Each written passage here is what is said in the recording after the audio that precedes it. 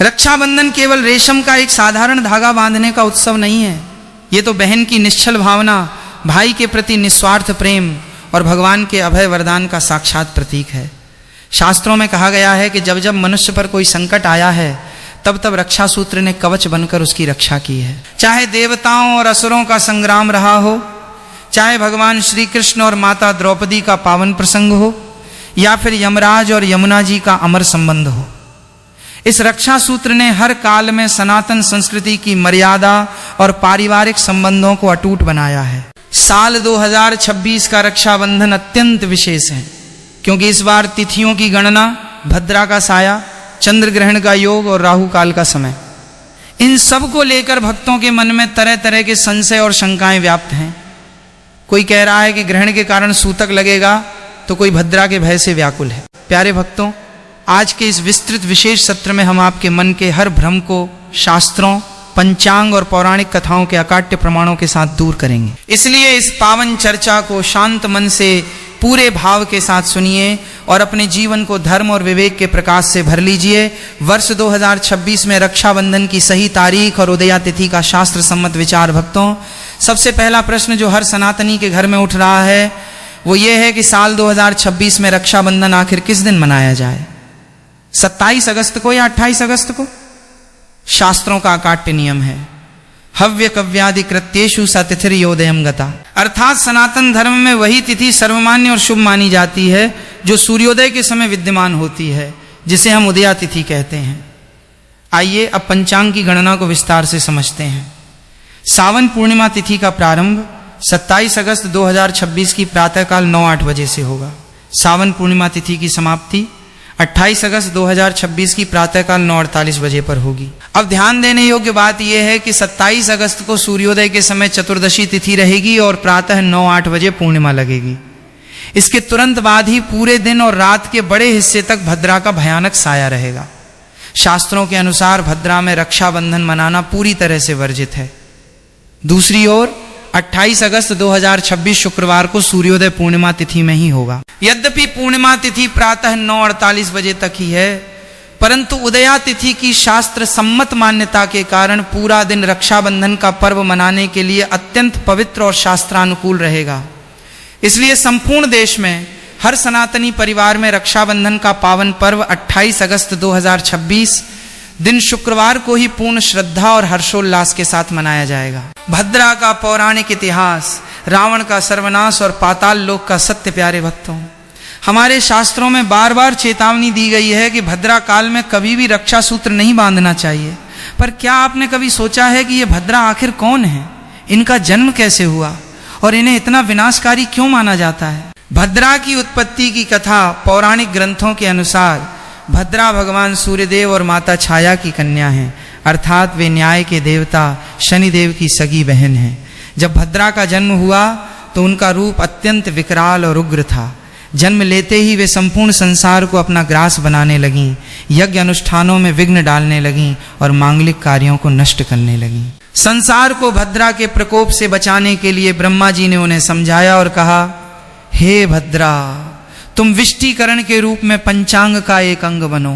लेकिन जो भी मनुष्य तुम्हारे समय भद्रा काल में कोई शुभ, मांगलिक, गृह प्रवेश, विवाह या रक्षाबंधन जैसा पवित्र कार्य करेगा, उसका परिणाम हमेशा विनाशकारी और अशुभ ही होगा। रावण और शूर्पणखा का भयानक इतिहास। भद्रा काल में राखी न बांधने का सबसे बड़ा और प्रत्यक्ष उदाहरण लंकापति रावण का है। शास्त्रों में कथा आती है कि लंकाधिपति रावण, जो वेद वेदांगों का ज्ञाता था, महाज्ञानी था, जिसके भय से नवग्रह उसके सिंहासन के चरणों में बंधे रहते थे, उसकी बहन शूर्पणखा ने अज्ञानतावश भद्रा काल के दौरान ही रावण की कलाई पर रक्षा सूत्र बांध दिया था। परिणाम क्या हुआ भक्तों? जिस रावण की अमरता की गाथाएं गाई जाती थीं, जिसका प्रताप तीनों लोकों में गूंजता था, भद्रा के उस एक अशुभाशीष के कारण मात्र 1 वर्ष के भीतर उसके पूरे वंश का सर्वनाश हो गया। मेघनाद और कुंभकर्ण जैसे वीर मारे गए और सोने की लंका राख के ढेर में बदल गई। इसीलिए हमारे ऋषि मुनियों ने कठोरता से आदेश दिया है कि अपने भाई की लंबी उम्र और समृद्धि चाहने वाली किसी भी बहन को भूल कर भी भद्रा में राखी नहीं बांधनी चाहिए। भक्तों, अभी तक आपने महालक्ष्मी टीवी को सब्सक्राइब नहीं किया है तो उसको सबसे पहले सब्सक्राइब कीजिए, क्योंकि अब हम आपको सबसे महत्वपूर्ण और सबसे ध्यान में रखने वाली बात बताने जा रहे हैं, जो है भद्रा का समय। भद्रा काल की समय लेकर भक्तों को बहुत कंफ्यूजन है, तो आज इसी कंफ्यूजन को यहाँ पर दूर हो रही है। बिल्कुल ही ध्यान से सुने। 27 अगस्त 2026 भद्रा प्रारंभ, 27 अगस्त 2026 प्रातः 9-8 बजे से भद्रा समाप्ति। 27 अगस्त 2026 रात्रि 9:32 बजे पर पाताल लोक की भद्रा का ज्योतिषीय विचार। ज्योतिष शास्त्र के अनुसार भद्रा का वास तीनों लोकों में घूमता रहता है। जब चंद्रमा कर्क, सिंह, कुंभ या मीन राशि में होता है तब भद्रा भूलोक पृथ्वी पर होती है। पृथ्वी की भद्रा अत्यंत संहारक होती है। जब चंद्रमा मेष, वृषभ, मिथुन या वृश्चिक राशि में होता है तब भद्रा स्वर्गलोक में होती है। जब चंद्रमा कन्या, तुला, धनु या मकर राशि में होता है तब भद्रा पाताल लोक में निवास करती है। 27 अगस्त 2026 को भद्रा का निवास पाताल लोक में रहेगा। शास्त्रों का नियम है कि स्वर्ग या पाताल लोक में रहने वाली भद्रा का सीधा कुप्रभाव पृथ्वी लोक के मनुष्यों पर नहीं पड़ता।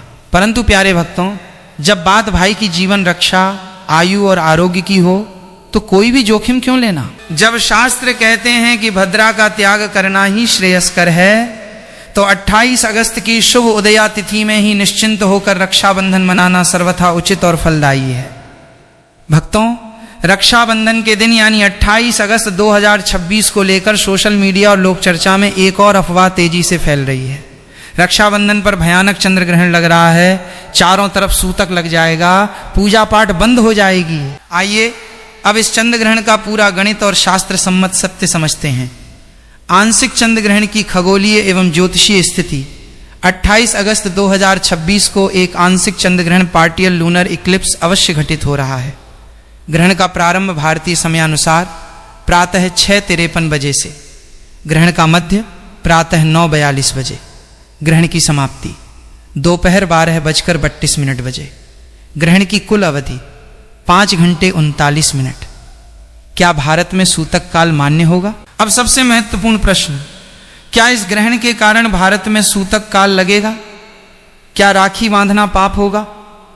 ज्योतिष शास्त्र और धर्म शास्त्रों का एक अत्यंत स्पष्ट और अटल सिद्धांत है, अदृश्य ग्रहे नास्ति सूतकम न च वेदता। अर्थात जो ग्रहण जिस भौगोलिक क्षेत्र में नग्न आंखों से दिखाई न दे, जहां सूर्य या चंद्रमा का बिंब दिखाई न दे रहा हो, वहां उस ग्रहण का न तो कोई सूतक काल माना जाता है, न ही कोई धार्मिक पाबंदी लागू होती है।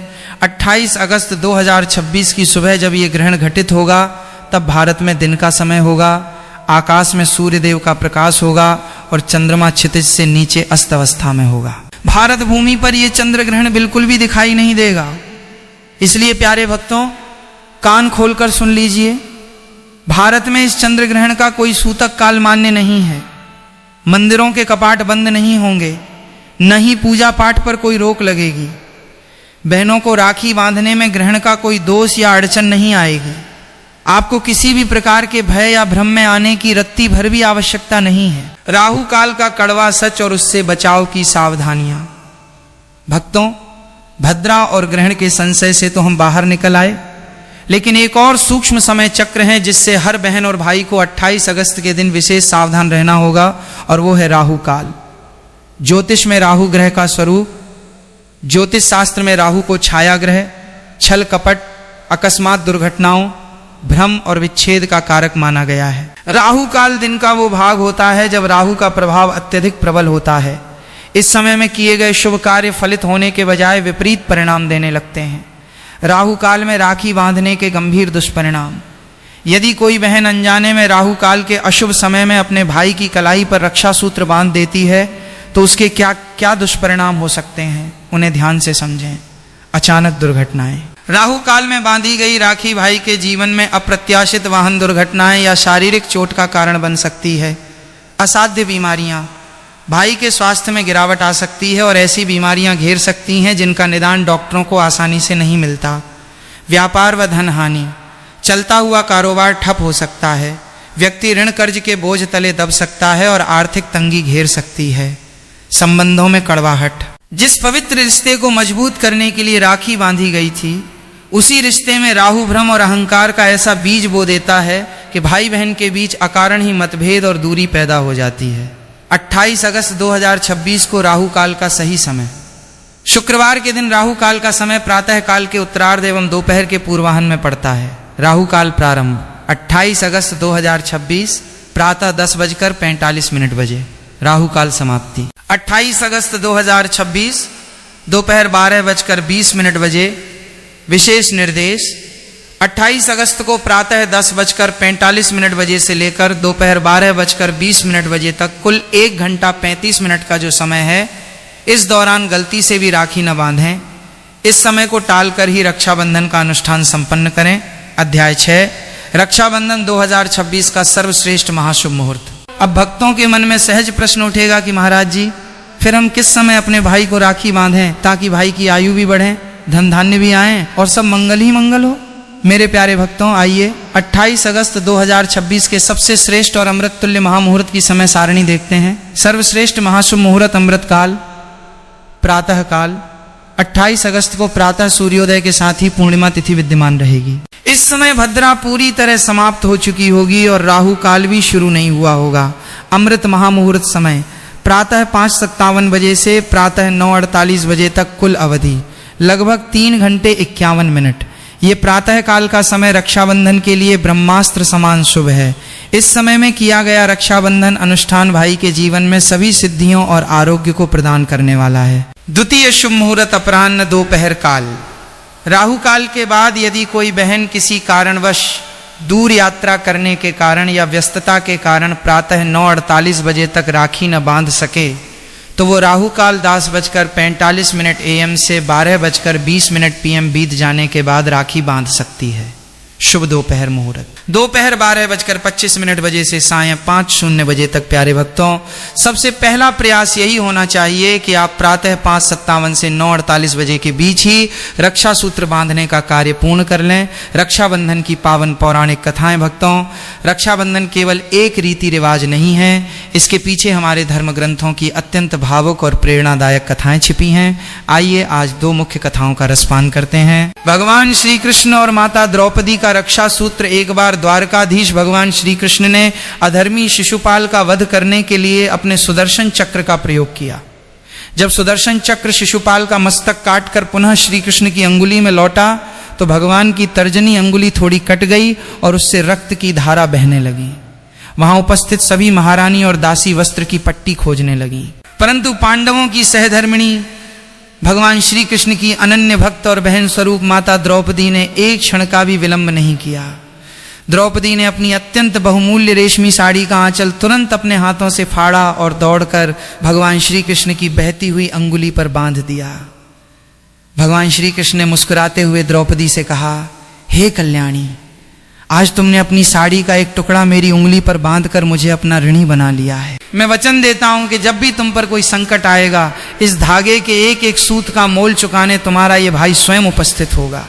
और भक्तों, इतिहास साक्षी है, जब कौरवों की सभा में दुशासन ने द्रौपदी का चीर हरण करने का प्रयास किया, जब बड़े बड़े महारथी भीष्म, पितामह और द्रोणाचार्य सिर झुकाए बैठे रहे, तब द्रौपदी ने दोनों हाथ उठाकर पुकारा, हे गोविंद, हे द्वारकाधीश।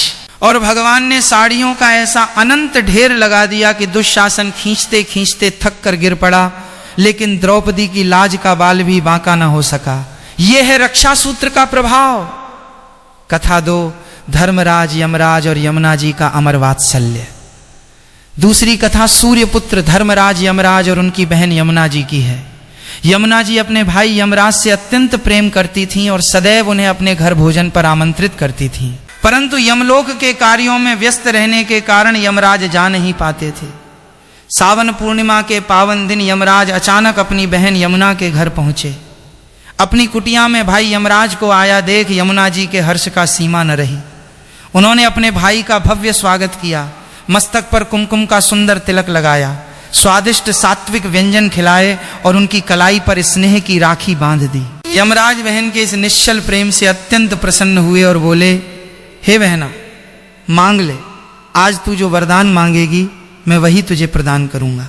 यमुना जी ने कहा, हे भ्राता, मुझे अपने लिए कुछ नहीं चाहिए, आप बस इतना वरदान दीजिए कि जो भी भाई आज के दिन अपनी बहन के घर जाकर तिलक करवाएगा, रक्षा सूत्र बांधवाएगा और बहन को प्रसन्न रखेगा, उसे कभी अकाल मृत्यु का भय न रहे और यमलोक की यातनाएं न सहनी पड़े। यमराज ने सहर्ष ये वरदान दे दिया। तब से सावन पूर्णिमा पर बहन के हाथों से तिलक लगवाना और रक्षा सूत्र बांधवाना अकाल मृत्यु से रक्षा करने वाला महाकवच बन गया। अध्याय 8, रक्षाबंधन अनुष्ठान की सही विधि एवं ध्यान रखने योग्य 6 गंभीर गलतियां। प्यारे भक्तों, रक्षाबंधन का पर्व मनाते समय केवल भाव होना ही काफी नहीं है, विधि का शुद्ध होना भी उतना ही आवश्यक है। जाने अनजाने में की गई छोटी छोटी गलतियां पूजा के फल को छीण कर देती हैं। आइए जानते हैं वे कौन सी 6 बड़ी गलतियां हैं जिनसे हर बहन और भाई को बचना चाहिए। रक्षाबंधन के पावन अनुष्ठान के लिए पूजा की थाली पहले से ही पूरी श्रद्धा और विधि विधान के साथ सजा लें। थाली में रोली या कुमकुम, अटूट अक्षत चावल, घी का प्रज्वलित दीपक, शुद्ध जल या गंगा जल तथा शुभ रंग की राखी अवश्य रखें। यदि संभव हो तो थोड़ी सी मिठाई भी थाली में शामिल करें, जिससे राखी बांधने के बाद भाई का मुंह मीठा कराया जा सके। मान्यता है कि इन सभी पूजन सामग्रियों के साथ श्रद्धा पूर्वक किया गया रक्षाबंधन का अनुष्ठान भाई बहन के प्रेम को और अधिक मजबूत बनाता है तथा सुख, समृद्धि, दीर्घायु और ईश्वर की कृपा का आशीर्वाद प्रदान करता है। तो चलिए वक्त तो जानते हैं उसे गलतियों के बारे में। तो सबसे पहली गलती है नंगे सिर तिलक लगवाना। जब बहन अपने भाई के मस्तक पर तिलक लगा रही हो तो भाई का सिर कभी भी नंगा नहीं होना चाहिए। भाई को अपने सिर पर रुमाल, गमछा, टोपी या कोई स्वच्छ वस्त्र अवश्य रख लेना चाहिए। नंगे सिर तिलक लगवाने से मानसिक तनाव बढ़ता है और पूजा का पूर्ण फल प्राप्त नहीं होता। गलती 2, खंडित अक्षत, टूटे हुए चावल का प्रयोग। तिलक लगाने के बाद मस्तक पर चावल लगाए जाते हैं। याद रखिए, चावल कभी भी टूटे हुए खंडित नहीं होने चाहिए। शास्त्रों में अक्षत का अर्थ है जिसका कभी क्षय न हुआ हो, जो पूर्ण हो। साबुत चावल समृद्धि और पूर्णता का प्रतीक हैं, जबकि टूटे हुए चावल घर में दरिद्रता और अशांति लाते हैं। गलती 3, गलत दिशा में मुख करके बैठना। राखी बांधते समय दिशा का ध्यान रखना अत्यंत आवश्यक है। भाई का मुख हमेशा पूर्व ईस्ट या उत्तर नॉर्थ दिशा की ओर होना चाहिए। पूर्व दिशा से सकारात्मक ऊर्जा और देवताओं का आशीर्वाद प्रवाहित होता है। बहन का मुख पश्चिम वेस्ट दिशा की ओर होना चाहिए। वर्जित दिशा, गलती से भी दक्षिण साउथ दिशा की ओर मुख करके राखी न बांधें। दक्षिण दिशा यमराज और पितरों की दिशा मानी जाती है। इस दिशा में मुख करके शुभ कार्य करने से आयु क्षीण होती है। गलती 4, गलत कलाई और अशुभ राखी का चुनाव। कलाई, राखी हमेशा भाई की दाहिनी राइट कलाई पर ही बांधनी चाहिए। दाहिनी भुजा में शक्ति, संकल्प और शुभता का वास होता है। बाईं कलाई पर राखी बांधना वर्जित है। रंग व सामग्री, आजकल बाजार में प्लास्टिक, अशुभ आकृतियों जैसे खोपड़ी, धारदार डिजाइन या काले सूखे रंगों की राखियां मिलती हैं। ऐसी राखियां भूलकर भी न खरीदें। हमेशा सूत, रेशम, कलावे या रोली से बनी लाल, पीली, गुलाबी या नारंगी रंग की पवित्र राखी ही चुनें। गलती 5, उपहार देते समय असावधानी। राखी बांधवाने के बाद भाई अपनी सामर्थ्य अनुसार बहन को उपहार देते हैं, परंतु उपहार चुनते समय शास्त्रों के इन नियमों का ध्यान रखें। क्या न दें? धारदार वस्तुएं, कैंची, चाकू, जूते, चप्पल, रुमाल या काले सफेद रंग के वस्त्र उपहार में न दें। इससे रिश्तों में कड़वाहट आती है। क्या दें? सुंदर वस्त्र लाल, पीले, हरे रंग के, सोने चांदी के आभूषण, पठन पाठन की सामग्री या सामर्थ्य अनुसार दक्षिणा धन भेंट करें। गलती 6, तामसिक भोजन और शुक्रवार के विशेष नियम। रक्षाबंधन के पावन दिन घर में पूर्ण सात्विकता होनी चाहिए।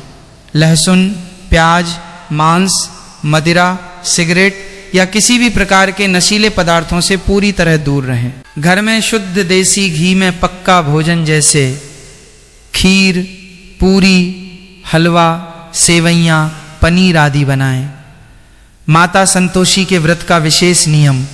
चूंकि 28 अगस्त 2026 को शुक्रवार का दिन है, जो बहनें या माताएं शुक्रवार के दिन माता संतोषी का व्रत रखती हैं, वे इस बात का विशेष ध्यान रखें कि भोजन या पूजा में किसी भी खट्टी चीज, इमली, नींबू, अमचूर, दही, खट्टा आम का प्रयोग न करें और न ही उसका सेवन करें। शुक्रवार को खट्टा खाने से माता संतोषी रुष्ट हो जाती हैं।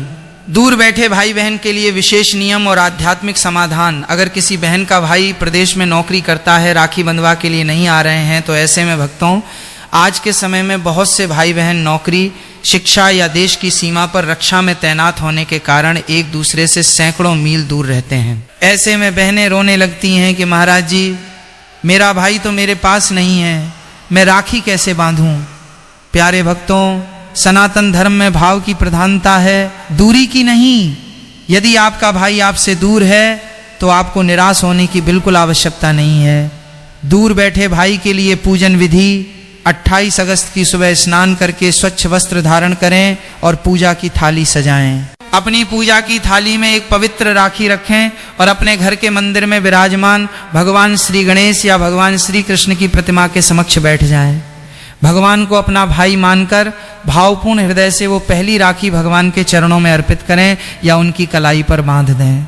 भगवान से प्रार्थना करें, हे प्रभु, मेरे भाई जहाँ भी हैं उनकी रक्षा करना, उन्हें दीर्घायु और आरोग्य प्रदान करना। भक्तों, जब बहन की आंखों से निकला हुआ प्रेम का अश्रु भगवान के चरणों में गिरता है तो वह राखी अदृश्य रूप से 7 समुद्र पार बैठे भाई की कलाई का सुरक्षा कवच बन जाती है। दूर बैठे भाइयों के लिए निर्देश: जो भाई अपनी बहनों से दूर हैं वे सुबह उठकर अपनी बहन से फोन या वीडियो कॉल पर बात करें, उनका हाल चाल पूछें, उनका आशीर्वाद लें। भले ही आप भौतिक रूप से उपहार न दे सकें, परंतु ऑनलाइन माध्यम से उनके खाते में दक्षिणा या उनके लिए कोई सुंदर भेंट अवश्य भेजें। आपकी बहन के चेहरे पर आई एक छोटी सी मुस्कान आपके जीवन के सारे कष्टों को हर लेगी। तंत्र ज्योतिष का चमत्कारी वृक्ष रक्षा सूत्र महा उपाय। प्यारे भक्तों, अब मैं आपको हमारे तंत्र शास्त्र और ज्योतिष विज्ञान का एक ऐसा सिद्ध और चमत्कारी महा उपाय बताने जा रहा हूं, जिसे यदि कोई बहन रक्षाबंधन के दिन अपने भाई के कल्याण के लिए कर लें तो उसका भाई दुनिया के किसी भी कोने में रहे, उसके ऊपर आने वाली हर बड़ी से बड़ी विपत्ति, दुर्घटना, राहु दोष, शनि दोष और काल सर्प दोष तत्काल नष्ट हो जाते हैं। महा उपाय की संपूर्ण विधि स्टेप बाय स्टेप। प्रथम चरण नजर उतारना। जब आप अपने भाई को राखी बांध लें, उसके बाद अपने दाहिने हाथ में कुछ मुद्राएं जैसे 11 रुपए, 21 रुपए, 51 रुपए या 101 रुपए लें और अपनी मुट्ठी बंद कर लें। अब उस मुट्ठी को भाई के सिर से लेकर पैर तक घड़ी की दिशा में क्लॉकवाइज 7 बार घुमाकर उतार कर रख लें। द्वितीय चरण नवीन रक्षा सूत्र क्रय। उन उतारे हुए पैसों को लेकर किसी दुकान पर जाएं और उनसे एक बहुत ही सुंदर स्वच्छ रेशमी या कलावा रूपी नई राखी खरीदें। यदि पैसे बचें तो उसे किसी गरीब को दान कर दें या मंदिर के गोलक में डाल दें। तृतीय चरण वृक्ष पूजन व अर्पण। उस खरीदी हुई नई राखी को लेकर किसी पवित्र पीपल के वृक्ष, शमी के वृक्ष या बरगद वट के वृक्ष के पास जाएं। वृक्ष के तने पर कुमकुम रोली से तिलक लगाएं। थोड़ा सा मीठा भोग बताशा, मिठाई या गुड़ अर्पित करें। वह राखी वृक्ष की किसी टहनी पर प्रेम पूर्वक बांध दें। चतुर्थ चरण प्रार्थना। दोनों हाथ जोड़कर वृक्ष देवता, जिनमें ब्रह्मा, विष्णु और महेश का वास है, ऐसे प्रार्थना करें: हे वृक्ष देवता, हे देव वृक्ष, मेरे भाई के जीवन में आने वाले समस्त राहु शनि के दोष, अकाल मृत्यु के भय और दरिद्रता को हर लीजिए और मेरे भाई की सदैव रक्षा कीजिए। दर्पण शीशा दर्शन का छोटा सा अचूक नियम। रक्षाबंधन के दिन घर से बाहर किसी भी कार्य के लिए निकलने से पहले परिवार के हर सदस्य को घर के मुख्य दर्पण शीशे में अपना चेहरा देखकर ही बाहर निकलना चाहिए।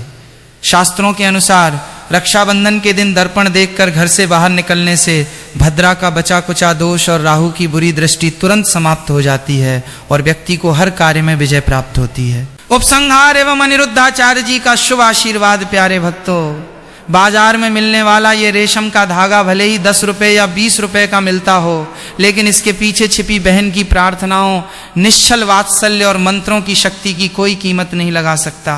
ये केवल धागा नहीं, ये भाई की आयु का कवच है, ये परिवार की सुख शांति का आधार है।